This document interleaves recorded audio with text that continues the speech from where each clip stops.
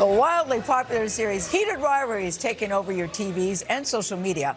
It follows rising hockey stars Shane Hollander and Ilya Rozanov. The story begins with a secret fling between the two rivals and eventually turns into a years-long journey of love, denial, and self-discovery. So the series is based on the Game Changers book series. It's written by Rachel Reed. It has been so popular, it has averaged more than, listen to this number, 10.5 million viewers per episode. Whoa, in this country alone. And get this, according to the ticket-selling platform SeatGeek, weekly ticket sales for National Hockey League games increased 20% after the series release. Here's a look at the show. So, this has nothing to do with Rose Landry? No. Well, I mean, yeah, she was dressed very well, and so did her friends, but I just want to stop looking like I was always going to the gym. I've never really cared about clothes. So, you and her are not... We're not. She's great, but we're just not compatible, I guess. Slacker. Jacob Tierney is a creator. He's the executive producer. He's a director. What can this guy can't do? He's also the writer of Heated Rivalry.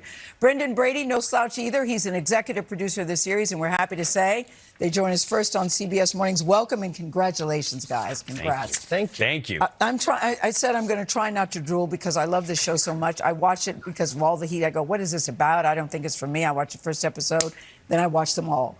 But it started with a book. I didn't even know that. Jacob, you read the book. What did you see that you thought this could be something?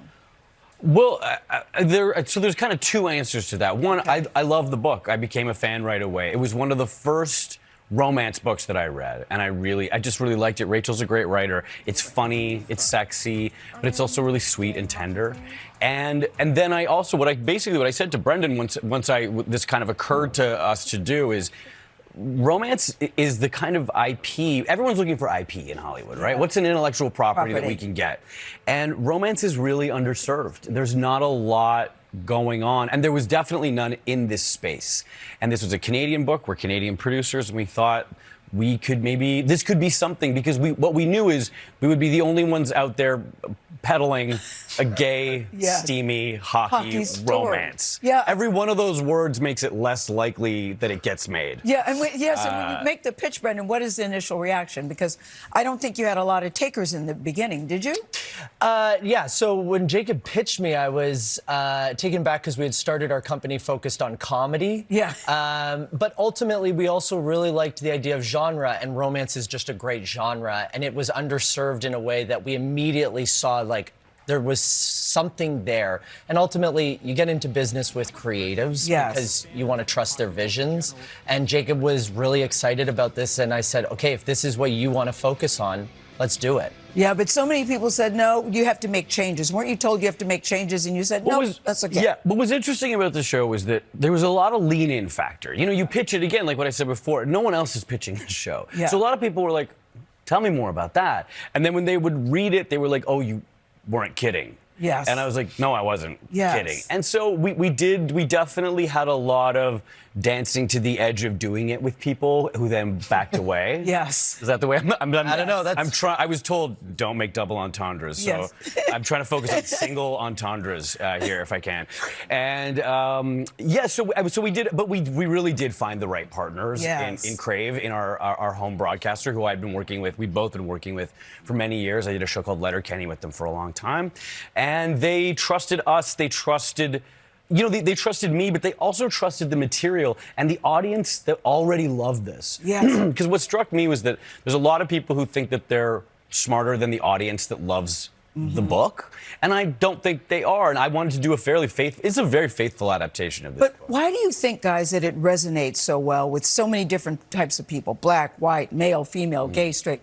What do you think it is? I know it is for me. What do you think it is? I think because it's very romantic. Yeah. I think that's what it is that it has the hallmarks and trappings of a real classic romance.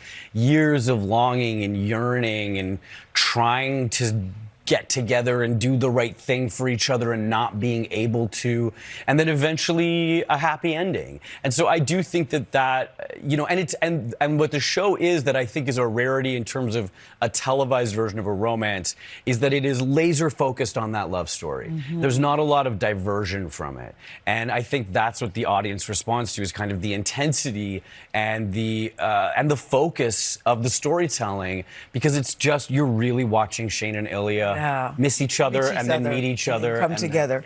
What did you think, though, Brendan, when it started to click? Because I just think that it seemed to come out of nowhere for me. All of a sudden, everybody was talking about it, and it's my understanding you guys were literally working on it 10 days before we first saw it.